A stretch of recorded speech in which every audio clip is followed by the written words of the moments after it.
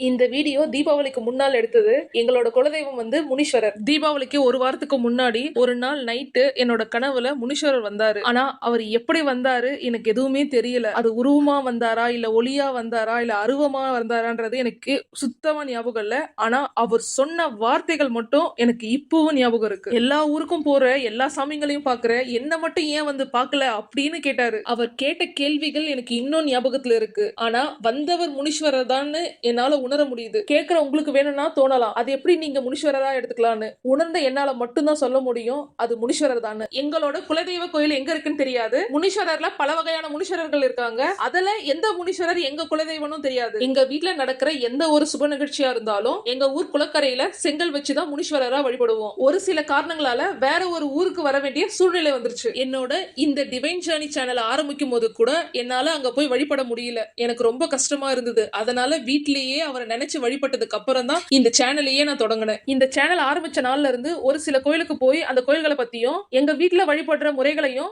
நான் வீடியோவா போட்டிருப்பேன். இதுக்கு இடையில எங்க வீட்டுக்கு பக்கத்துல இருக்க ஒரு முனீஸ்வரன் கோயிலோட கும்பாபிஷேக நிகழ்ச்சிய சாங்கோட வீடியோவா போட்டிருப்பேன். ஆனா அவரை பத்தி பேசி போட்டிருக்க மாட்டேன். அதனாலதான் என்னவோ அவர் என் கனவுல வந்து உணர்த்திருக்காரு. அன்னையில இருந்து ஒரு வாரமா என்னால எதுலயுமே கான்சென்ட்ரேட் பண்ண முடியல. எங்க பார்த்தாலும் குலதெய்வம்ன்ற சொல்லு மட்டும் என்னை சுத்தி சுத்தி கேட்டுட்டே இருந்தது. போன்ல பார்த்தா ரீல்ஸ்ல காந்தாரா இட்லி கடை போன்ற படத்திலையும் எங்க மாமியார் பாக்குற சீரியல் முதல் கொண்டும் எனக்கு குலதெய்வன்ற சொல் ஒழிச்சுக்கிட்டே இருந்தது. அது மட்டும் இல்லாம என்னோட திருவண்ணாமலை அனுபவ வீடியோவை பார்த்தவங்களுக்கு தெரிஞ்சிருக்கும் திரு அண்ணா அவர்கள் யாருன்னு. அவரும் சொன்னாரு குலதெய்வத்தை பத்தி பதிவிடுங்கன்னு. அதுல இருந்து குலதெய்வத்தோட ஞாபகம் இன்னும் அதிகமாயிடுச்சு. அதனால கும்பாபிஷேகம் நடந்த அந்த முனீஸ்வரன் கோயிலுக்கு போய் அவரை பார்த்துட்டு அங்கேயே கொஞ்ச நேரம் உட்கார்ந்து அவரை வழிபட்டுட்டு வந்ததுக்கு அப்புறம் தான் என் மனசுக்கு நிறைவு கிடைச்சது. அதுக்கப்புறம் தான் தீபாவளியை சந்தோஷமா நல்லபடியா கொண்டாடினோம். எங்களோட குலதெய்வ கோயிலை கண்டுபிடிக்க முடியும் என்ற நம்பிக்கை நாளுக்கு நாள் அதிகமாயிட்டு தான் இருக்கு. முனீஸ்வரர் நிச்சயமா அந்த இடத்துக்கு என்னை அழைச்சிட்டு போவார் என்ற நம்பிக்கையோட நான் காத்திருக்கேன்.